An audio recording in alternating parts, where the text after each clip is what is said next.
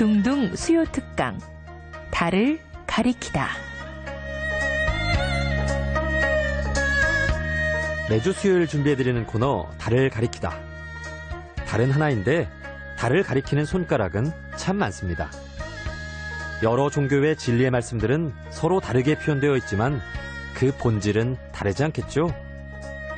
종교가 밖으로 드러낸 상징물들이 중요한 것이 아니라 그것이 가리키고 있는 종교의 본질인 사랑과 자비와 은혜를 올바른 눈으로 바라보고자 마련된 시간입니다.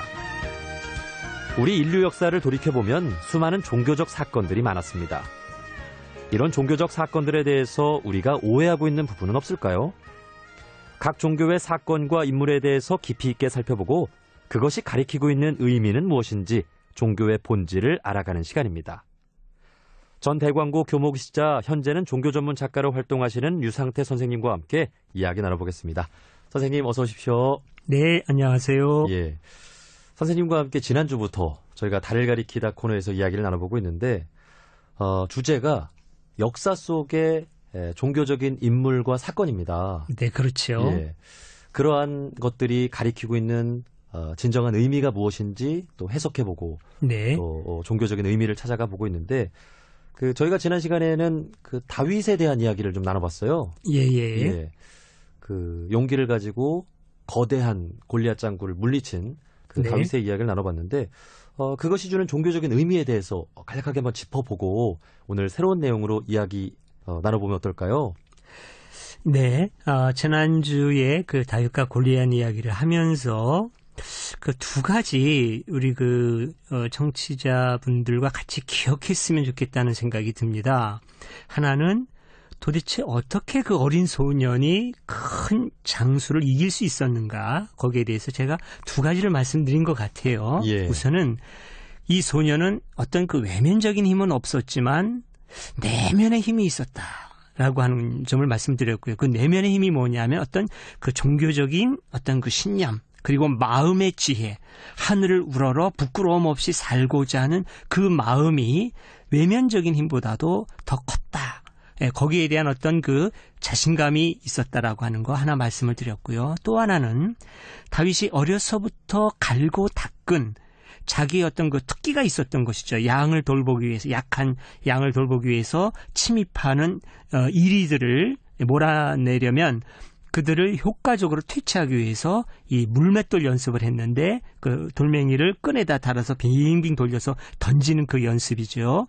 그걸 아주 잘했기 때문에 골리앗을 물리칠 수 있었다. 그러니까 결국은 어떤 우리의 마음의 지혜도 중요하지만은 그러나 실생활에서 우리가 어려서부터 성실하게 살아가는 삶의 과정, 자기 일에 최선을 다하는 그 삶의 과정이 같이 어우러져야 우리의 어떤 신앙의 힘도 더욱더 배가 될 수 있다. 그런 말씀을 드린 기억이 납니다. 예. 선생님과 함께 지난주 이 이야기를 나눠보면서 또 제가 느낀 점이 네.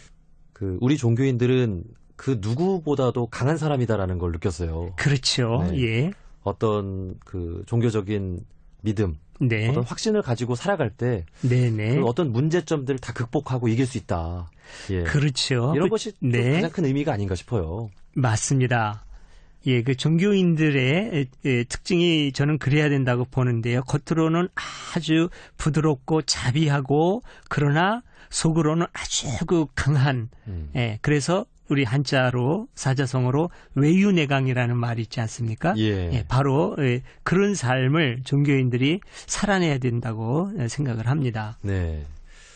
다윗이 정말 외적으로는 약하고 또 네. 보잘것없는 소년이었지만 그렇죠. 종교적인 신앙이 충만했기 때문에 네네. 아주 누구보다 강한 사람이었다. 그렇습니다. 네. 자, 우리도 그런 모습을 본받아야 될 것 같습니다. 예, 그래야 되겠지요. 오늘도 지난 시간에 이어서 새로운 어떤 사건과 인물에 대해서 이야기를 나눠볼 텐데 오늘은 지난주에 이어서 다윗의 아들이자 네. 지혜로운 왕으로 알려진 솔로몬에 대한 이야기를 좀 나눠보고 싶어요. 네, 그러죠. 솔로몬, 네. 한번 좀 들어봤을 법한 그런 이름인 것 같기도 한데 어떤 인물인가요?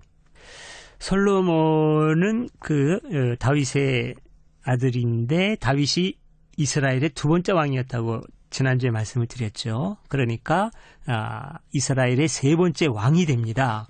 그런데 솔로몬 하면 많은 사람들이 기억하고 있는데 아주 중요한 그 두 가지 상징을 갖고 있는 인물이라고 볼 수 있습니다. 예. 그것 때문에 솔로몬을 많이 기억하는데 우선 솔로몬은 지혜의 상징입니다. 솔로몬 하면 지혜. 예, 그렇게 많은 사람들이 같이 연관지어서 생각을 하죠. 예. 지혜의 왕이었다 이렇게 생각을 하고 또 하나는 부귀영화. 솔로몬은 많은 부를 누린 부귀영화의 상징이라고 볼 수 있습니다. 아, 그렇군요. 네. 우리가 종교를 갖는 이유 중에 하나가 네. 이 지혜를 얻기 위해서잖아요. 아, 그렇습니다. 그런 측면도 네. 있잖아요. 그렇죠. 예. 네.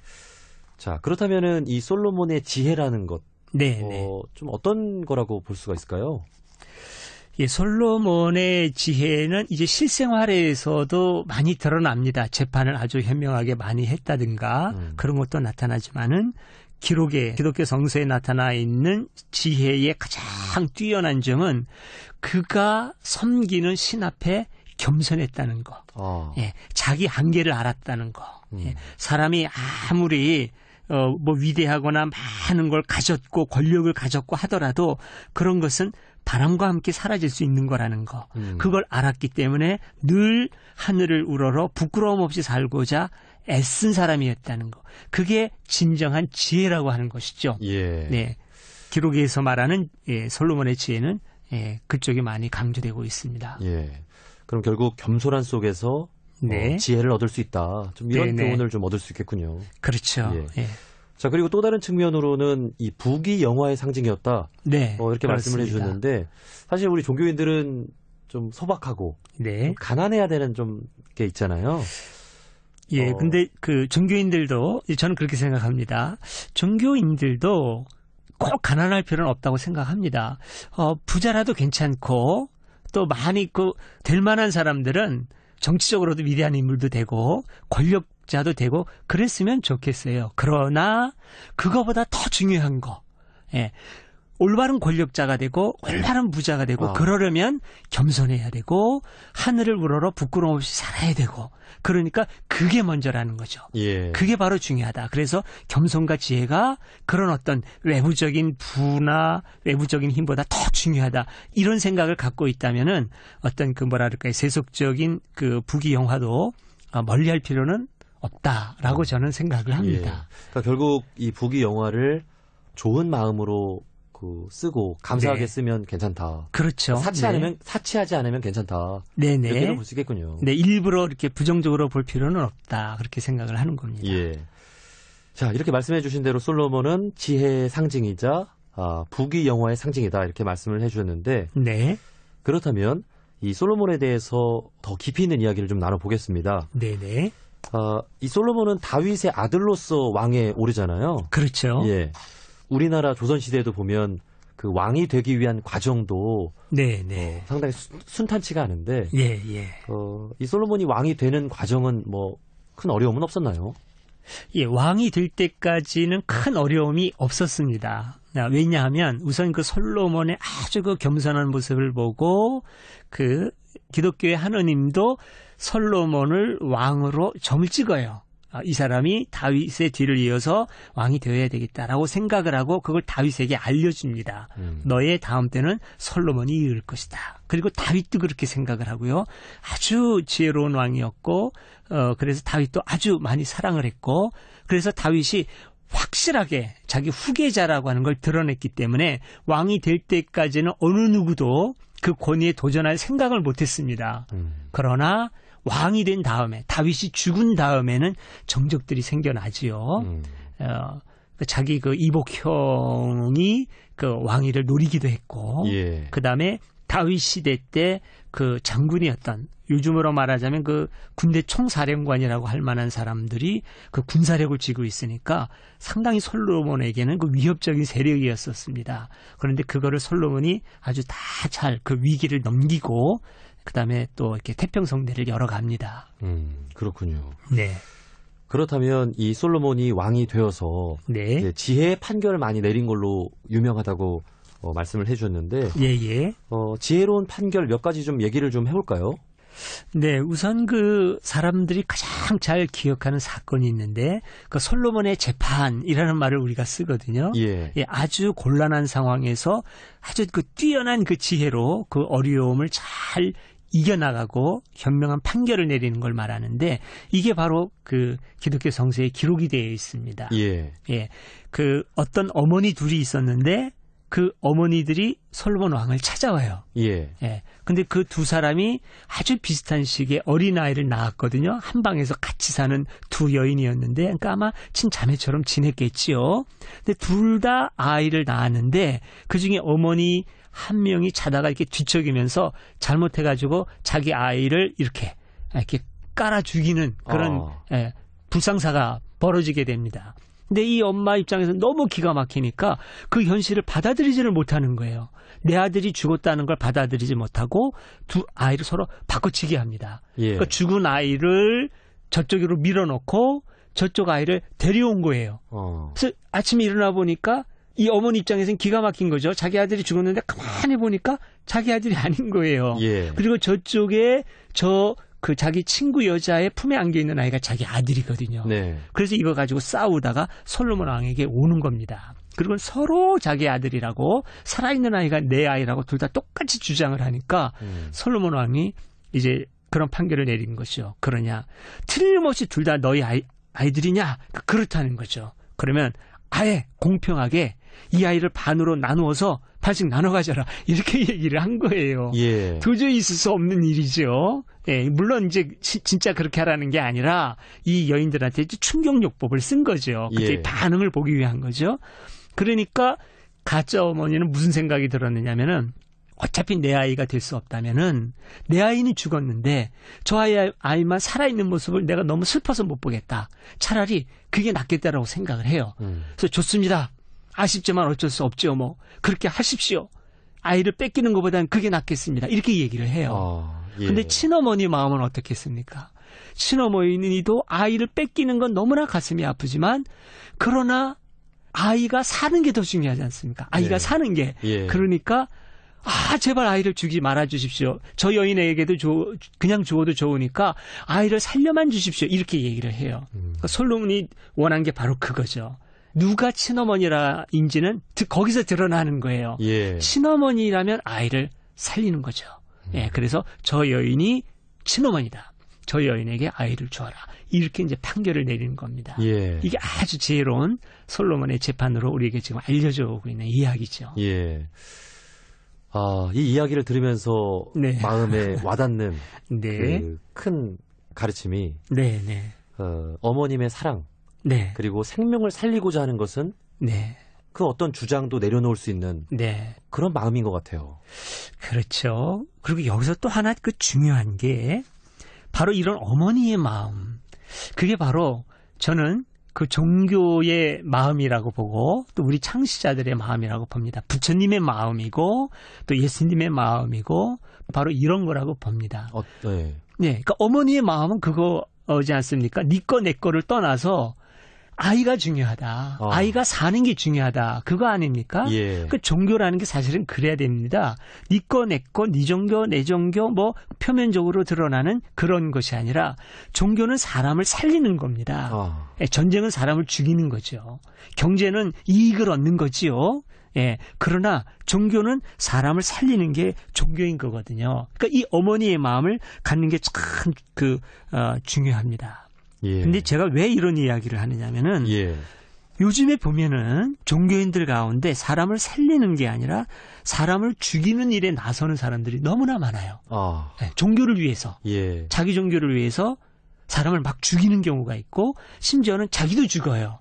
그래서 순교한다고 얘기를 하는 건데 이게 좀 제가 볼 때는 생각할 점이 많이 있습니다. 예.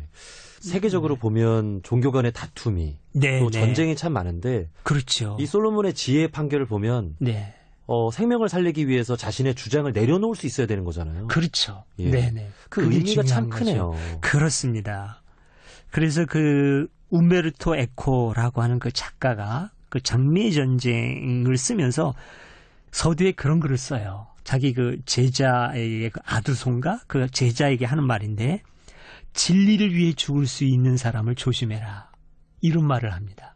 진리를 위해 죽을 수 있는 사람을 조심해라. 그러니까 진짜 진리를 위해 죽는 사람을 조심하라는 게 아니라 자기가 생각하는 진리를 위해서 죽겠다는 사람들, 그런 사람을 조심하라는 거죠. 그래서 나는 진리를 위해 죽겠다 이렇게 주장하는 그 사람이 위험하다는 거죠. 그러니까 진정한 종교는 그렇게 그냥 뭐 어떤 그 교리라든지 뭐 자기가 생각하는 진리를 위해서 생명을 가볍게 여기고 다른 사람도 죽이고 자기도 막 죽고 그러지 않는다는 거죠. 예, 진정한 종교는 생명을 소중히 여기는 거고 그 사람의 행복과 생명을 위해서 교리도 있는 거지 사람보다 어떤 교리라든지 그런 것들이 더 중요해져서는 안 된다. 이제 그런 얘기가 되겠죠. 예. 그러니까 진정한 종교인이라면 네.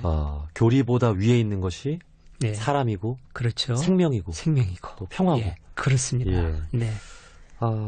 오늘 이 솔로몬의 지혜 판결 이것을 네. 통해서 그 우리 종교인들이 가져야 될 그 본질에 대해서 정말 깊이 있게 되새겨볼 수가 있을 것 같습니다. 예, 그렇습니다. 지금 솔로몬의 지혜에 대해서 이야기를 나눠보고 있는데, 네. 혹시 이거 말고도 또 지혜로운 판결 또 어떤 것들이 있다고 볼 수가 있을까요? 예, 이제 또 지혜로운 그 판결보다는 판결에 대한 뭐 사례가 그 기독교 성서에 많이 나오지는 않습니다만 솔로몬의 지혜를 엿볼 수 있는 기록들은 많이 나와 있습니다. 우선 그 솔로몬이 왕이 된 직후에 이런 기도를 합니다. 하나님, 제가 이제 드디어 왕이 됐습니다. 제가 백성들을 다스리려면 권력이 있어야 됩니다. 부도 있어야 됩니다. 그런 거 주십시오. 이렇게 기도할 만하거든요. 그런데 그렇게 기도하지 않고 저는 어린 아이에 불과합니다. 왕이 됐지만 제가 하느님 앞에서는 어린 아이입니다. 그러니 제가 백성들을 잘 다스릴 수 있게 지혜를 주십시오. 이렇게 기도를 합니다. 예. 이거를 아주 귀하게 보시죠. 그래서 뭐라고 대답하시느냐면 그럼 알았다. 너한테 권력과 명예는 빼고 지혜를 주마. 이렇게 말씀하신 게 아니고 네가 기도한 그 지혜를 주겠다. 뿐만이 아니라 네가 구하지 않은 부귀와 영화도 주겠다. 이렇게 얘기를 합니다. 예. 저는 이게 굉장히 중요하다고 생각을 합니다. 이제 종교인들이 이제 갖고 있는 생각 중에 잘못하면 가진 사람들을 적대시하기 쉽거든요. 가진 사람들은 저기다. 부처님이나 예수님이나 다 가난한 삶에 스스로 찾아가셨기 때문에 부자들은 종교적으로 맞지 않다. 가난해져야 된다. 이렇게 생각하는 극단적인 생각을 가진 분도 계시거든요. 네. 그렇지 않습니다. 부처님도 그렇고 예수님도 그렇고 부자들이라고 배척하지 않으셨어요. 다 품어주셨거든요. 그러니까 여기에 바로 그런 장면이 나오는 겁니다. 부귀 영화가 필요하지 않다는 게 아닙니다. 왕이 되려면 권력도 있어야 되고 부귀영화도 있어야 된다는 거를 하느님도 아시는 거죠. 예. 그래서 그러나 더 중요한 지혜를 네가 구했으니 지혜도 당연히 줄 뿐만 아니라 구하지 아니한 부와 영화도 주겠다. 그러니까 이런 어떤 이런 조화에 대해서도 우리 종교인들이 같이 생각해야 되지 않나 그런 생각이 좀 듭니다. 예. 이 솔로몬에 대해서 우리가 생각해보고 또 배울 만한 점들이 참 많네요. 많지요. 예. 네. 그리고 솔로몬 하면 연관돼서 떠오르는 인물이 바로 스바의 여왕인데요. 예. 이 스바의 여왕은 어떤 인물인가요? 그 스바의 여왕. 우리가 일반적으로는 시바라고 많이 얘기하죠. 다 맞습니다. 시바라고 발음할 수도 있고, 스바, 쇠바, 이렇게 발음할 수가 있는데, 많은 사람들이 시바, 여왕의 이름이 시바다, 이렇게 알고 있더라고요. 그러나 스바는 여왕의 이름이 아니라 나라의 이름입니다. 예. 아마도 학자들이 추정하기로는 지금의 이디오피아 그쪽 지방을 다스리던 여왕이 아니었겠나 생각이 되고 아니면은 아라비아 반도 남쪽 지금 예멘이 있는 그쪽 나라의 여왕이었을 것이다라고 생각을 합니다. 예, 그 스바의 여왕이 솔로몬의 명성을 듣고 지혜를 대결하러 사실은 찾아옵니다. 누가 더 똑똑한가 한번 해보자. 그래서 이 스바 여왕도 굉장히 지혜로운 여왕으로 알려져 있었거든요. 예. 그래서 지혜의 대결을 한번 펼쳐보기 위해서 솔로몬 왕을 찾아오는 것으로 그렇게 기록에는 돼 있습니다. 예. 그래서 만나서 네. 어떤 대결이 펼쳐졌나요? 만나서 이제 서로 지혜를 논하게 되죠. 여러 가지 이야기를 논합니다. 뭐 그 식물에 대해서 어떤 식물이 어떻고 특징이 어떻고 논하기도 하고 동물에 대해서도 논하고 그리고 인생에 대해서도 논하고 한참 막 논합니다. 논하고 근데 한참 논하는데 주로 시바는 질문을 하고 솔로몬은 대답을 했거든요. 예. 근데 질문하려면 알아야 질문하지 않습니까? 예. 그래서 시바도 자기 자랑도 많이 하고 이거는 이렇고 저건 저렇고 그런데 요건 어떻습니까? 라고 물어보는데 요건 없었습니까? 라는 그 부분은 시바가 잘 모르는 거거든요. 스바의 여왕이. 예. 근데 거기에서 솔로몬이 하나도 맡기지 않고 다 대답을 해줬다는 겁니다. 기록에 보면 그랬다는 거예요. 그걸 보고 스바의 여왕이 탐복을 하는 거죠. 탐복을 해서 가지고 온 많은 선물을 솔로몬 왕에게 전달을 해줍니다. 네. 그 솔로몬 왕도 받기만 할 수는 없지요. 솔로몬도 부자인데 그래서 또 많은 또 선물을 나눠주고 그러면서 이제 그 국제 간에 말하자면 무역이 형성이 되는 겁니다. 이제 그런 일들이 기록이 되어 있습니다. 예. 자 그러면 이 두 왕의 만남이 네네. 종교사적으로 유명한 이유. 좀 어떻게 좀 찾아볼 수가 있을까요? 예, 그 종교사적으로 유명하다기보다는 어찌 보면은 제가 보기에는 세속적인 관심 때문에 더 유명해지지 않았나 하는 그런 생각이 사실은 듭니다. 그러니까 솔로몬과 시바, 다윗과 골리앗 못지않게 유명한 이야기거든요. 영화로도 만들어졌어요. 그래서 그 율브린너라고 하는 그 옛날 서부 영화에 많이 나온 그 대머리 배우 있습니다. 예. 아주 강하고 멋있게 생긴 배우인데 그 배우가 주연을 하고 했었는데 근데 거기 보면은 솔로몬 왕과 시바하고 아주 그 로맨스를 이렇게 이루어가는 그런 얘기들이 많이 나오거든요. 예. 근데 사실 성서에는 그 로맨스 얘기는 나오지 않습니다. 이제 사람들이 그 두 왕과 여왕이 만났다라고 하니까 로맨스를 많이 이제 생각을 하는 거거든요. 예. 그리고 실제로 지금도 그 이디오피아에서 전해오는 전설에 의하면 스바 여왕이 솔로몬을 통해서 낳은 아들이 이디오피아의 시조인 메넬리크 1세다라고 하는 그런 전설이 내려오기는 해요.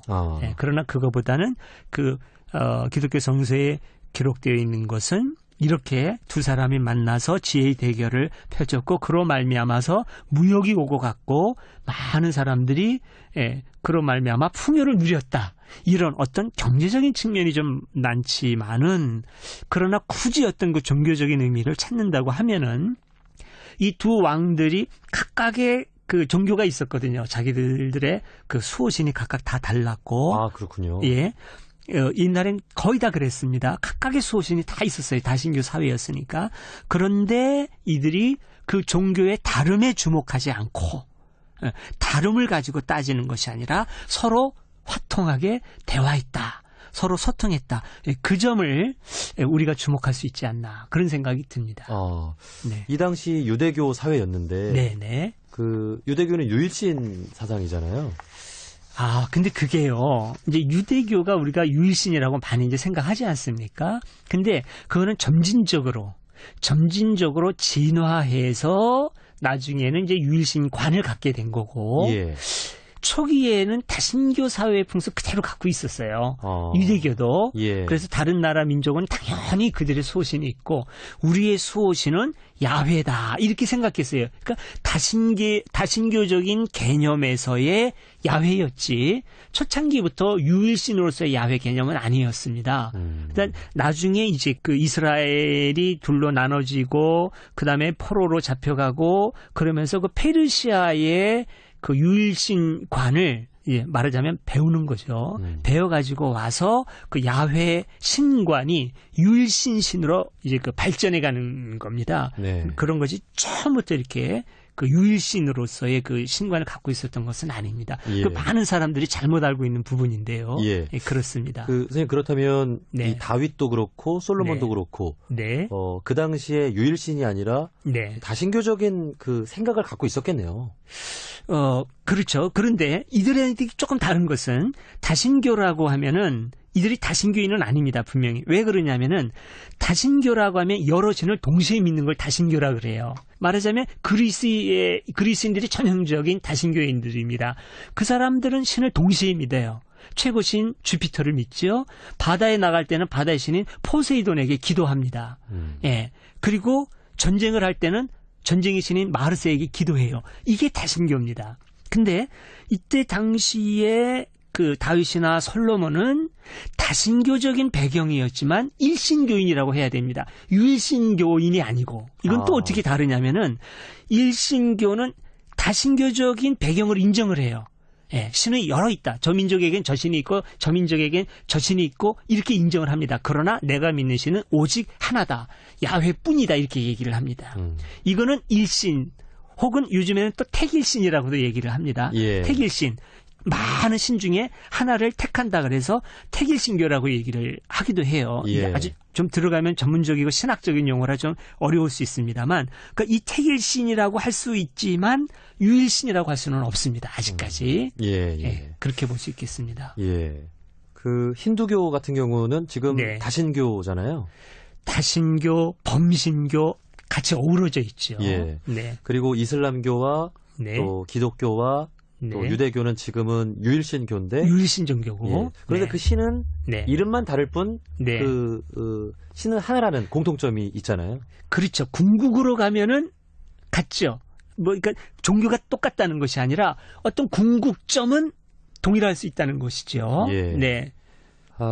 지금 솔로몬에 대한 이야기를 네, 네. 나눠보고 있는데 지혜와 동시에 또 부귀 영화의 상징이었던 이 솔로몬. 네. 자, 그렇다면 그 지혜의 판결을 잘 내리고 예. 또 부귀 영화도 갖추고 있었기 때문에 네. 또 그 나라를 좀 잘 다스렸겠네요. 네, 초기에는 잘 다스렸습니다. 초기에는 아주 잘 다스렸는데 말년으로 가면 사실 좀 선왕이라고 하기 어려운 그건 백성들이 왜 힘들게 한 면들이 많이 있었습니다. 왜냐하면 우선 너무나 많이 그 사치를 누렸어요. 그 기록에 보면 솔로몬 궁전에서 사용하는 그릇은 거의 다 금이었다. 이런 기록이 나오고 그 시대에는 은은 귀하게 여기지도 않았다. 이렇게 나와요. 그러니까 온갖 귀한 걸로 궁전을 채웠다는 얘기가 되죠. 자, 그러면 그 귀한 걸 전부 다 궁전으로 끌어모으면 백성들의 삶이 어떻겠는가를 생각해 볼 필요가 있는 겁니다. 예. 그뿐만 아니라 이제 물론 이제 부가 넘치니까 그러기도 했겠습니다만은 솔로몬이 자기 왕궁을 짓는데 많은 백성들을 강제로 동원해서 건축 사업을 일으키고 또 자기 왕궁을 다 지은다면 또 성전을 짓느라고 또 백성들을 많이 노역에 동원을 시킵니다. 그럼 백성들이 얼마나 힘이 들겠습니까? 예. 바로 이런 것 때문에 나중에는 백성들의 원망을 많이 듣게 됩니다. 네. 그렇다면 이 신으로부터 네. 좀 벌을 좀 받지 않았을까요? 받았죠. 그 초창기에 솔로몬은 아주 지혜로웠고 겸손했기 때문에 이제 하느님이 많은 그 복을 내려 주신 걸로 기록돼 있거든요. 근데 나중에 이렇게 엇나갔단 말입니다. 그런데 신이 이걸 그냥 보고만 있을 리는 없겠죠. 그렇죠. 그래서 이제 그 벌을 주는데 그 벌이 솔로몬이 다스렸던 나라가 두 동강이 납니다. 우리나라처럼 지금 우리나라처럼 남과 북으로 갈라져요. 그래서 북왕국 이스라엘, 남왕국 유다 이렇게 갈라진 상태로 동족 상잔의 비극도 많이 겪고 서로 전쟁도 하고 그러면서 200년, 300년 이렇게 이어지다가 둘 다 외세의 침략으로 멸망을 당하게 됩니다. 예. 물론 나중에 또 회복은 됩니다만은 이런 이야기를 통해서 이 위에 있는 지도자가 얼마나 중요하고 그렇죠. 또 겸손하고 그래야 되는가 하는 그런 그렇죠. 교훈을 주는 것 같아요. 네. 그래서 저는 그런 걸 하고 싶어요. 이 말씀을 드리고 싶어요. 사람들이 요즘에 현대 시대에 무슨 종교가 필요하냐 뭐 이런 얘기도 많이 하거든요. 그러나 종교는 여전히 아주 중요합니다. 그리고 종교를 통해서 종교의 가르침들을 통해서 현대인들이 기억할 게 뭐냐면은 꼭 원시 시대의 사람의 기도를 듣고 막 기도를 들어주고 막 화를 내고 벌을 주고 그런 개념이 아니라 하늘의 뜻이 있다는 거죠. 하늘의 뜻, 우주의 질서라고 해도 좋습니다. 하늘의 뜻이 있고 우주의 질서가 있고 순리가 살아있다. 그러므로 순리를 거역하는 사람은 아무리 권력을 쥐고 아무리 뭐 돈이 많고 그래도 그 응당한 보응을 받는다는 거죠. 이게 바로 그 부처님의 가르침이기도 하거든요. 예. 부처님 가르침의 핵심이 바로 연기 아닙니까? 네. 연기. 반드시 우리 인생의 모든 것들, 그 세상의 이치, 인생의 이치에는 원인과 결과가 있다는 겁니다. 반드시 원인은 결과를 낳고 그 결과가 또 하나의 원인이 돼서 결과를 낳는다는 거죠. 그걸 피해갈 길은 없어요. 그러니까 권력자가 자기의 욕심으로 심으면 반드시 그게 그 결과로 드러납니다. 자기도 해치고 자기 백성들도 해치고 미래를 해치는 것이죠. 그러니까 그런 두려움을 알아야 된다는 거. 이 종교의 가르침을 새겨 들어야 되는 것이죠. 인민들이. 이 솔로몬의 삶을 통해서 네네. 이 인과보응되는 이치의 가르침을 네. 또 우리가 또 배울 수가 있네요. 예. 그렇습니다. 예. 솔로몬의 삶이 바로 부처님이 말씀하신 연기에 그대로 적용이 되는 거지요. 예. 네. 그런 이야기들을 네. 또 교회나 성당에서도 네. 또 이렇게 만나볼 수가 있었으면 좋겠어요. 예, 요즘엔 많이 합니다. 요즘에는 성당에서 이제 스님이라든지 교무님 또 목사님 초빙해서 같이 교류도 많이 하고. 예. 근데 개신교에 그게 조금 약하긴 한데 서양으로 가면 개신교에도 그런 교류가 많이 활발해지고 있습니다. 네. 오늘 달을 가리키다 두 번째 시간으로서 서양 종교의 인물과 사건들에 대해서 이야기 나눠보면서 네. 그것이 가리키고 있는 달이 무엇인지 네. 이야기를 나눠봤는데 네. 솔로몬에 대해서 이야기를 나눠봤습니다. 네. 예. 마지막으로 네. 좀 정리를 하면서 네. 솔로몬의 지혜 네. 그리고 이 부귀 영화의 삶을 누렸던 솔로몬이 주는 교훈에 대해서 네. 정리해서 한 말씀 부탁드립니다. 예. 뭐 중요한 말씀을 다 드렸는데요. 이제 솔로몬을 보면서 안타까움이라 그럴까요? 아쉬움이라 그럴까요? 그게 느껴지는 게 뭐냐면 솔로몬은 분명히 알았습니다. 무엇이 바른 삶의 길이고 왕의 길인지 솔로몬은 알았어요. 그랬기 때문에 하늘의 뜻을 구했고 겸손했고 지혜를 소중히 여겼는데 왜 그의 말년에 그 총명함을 잃어버렸을까? 전 그게 굉장히 아쉽습니다. 그러니까 사람이 안다고 해서 그게 다 자기의 삶에 적용되는 건 아닌 것 같아요. 예. 여러 가지 요소들, 어떤 환경의 요소라든지 어떤 주변의 유혹이라든지 그런 것에 의해서 끊임없이 휘둘리는 그런 약한 존재가 인간이 아닌가 그런 생각이 듭니다. 예. 그러니까 그런 자신의 어떤 나약함과 한계를 인식하고 늘 어떤 뭐랄까요? 그 하늘의 뜻을 바라보는 삶. 그게 참 중요한 것 같아요. 이 현대인들이 너무 그냥 앞만 보고 걸어가는 것 같은데 앞만 보지 말고 좀 위를 보는 삶, 네, 그리고 하늘을 바라보는 삶, 자기를 성찰하는 삶이 그래서 더 중요하지 않나. 특히 그 물질 문명 시대를 살아가는 오늘의 현대인들이 좀 솔로몬의 이런 과오를 보면서 말년을 보면서 자기를 좀 성찰하면 좋지 않을까 그런 생각이 좀 듭니다. 예, 우리의 마음이라는 게 참 쉽게 변하잖아요. 그렇죠. 예. 원불교의 핵심 가르침은 이 마음 공부인데, 네, 네. 무시선 무처선이라고 하는 것이 네. 매 순간, 네. 또 매 장소마다, 네. 또 모든 천만 사물을 대할 때 네. 귀하게 생각을 하고, 네. 네. 또 매 순간 마음을 다잡는 이 마음 공부가 네. 네. 이 솔로몬에게도 필요했을 것 같아요. 예. 그렇죠. 소태산 대종사께서 원불교를 일으키실 때도 그 동기가 거기에 있었습니다. 지금 보니까 거의 엄청난 과학 문명이 몰려오고 있거든요. 말하자면 물질 문명이 개벽을 한 겁니다. 그런데 보니까 물질 문명은 개벽을 하고 있는데 우리의 정신 문명은 개벽을 하지 않고 계속 그 자리에 머물러 있단 말이죠. 오히려 퇴보하는 것 같기도 하고. 예. 이러면 안 된다. 이러면 이 물질 문명이 우리에게 복을 가져다 주는 게 아니라 화를 가져다 준다. 그러니 물질이 개벽한 것만큼 아니 그 이상으로 우리의 정신이 개벽해야 된다라고 해서 일으킨 것이 바로 원불교입니다. 예, 그러니까 우리가 그 점을 잘 생각을 해서 특히나 현대인들이 어떤 마음 공부, 예, 아까 말씀하신 마음 공부를 잘하는 게 중요하다 그런 생각이 듭니다. 예. 오늘 달을 가리키다 두 번째 시간 서양 종교의 인물과 사건에 대해서 심층적으로 이야기를 나눠보고 그것이 우리 종교인들에게 주는 진정한 달, 그 가르침은 무엇인지 이야기를 나눠볼 수 있는 아주 소중한 시간이 됐던 것 같습니다. 자, 지금까지 종교 전문 작가로 활동하시면서 소설 콘스탄티누스, 신의 눈물이라는 책의 저자이신 류상태 선생님과 함께 이야기 나눠봤습니다. 선생님 오늘 좋은 말씀 해주셔서 고맙습니다. 네, 감사합니다.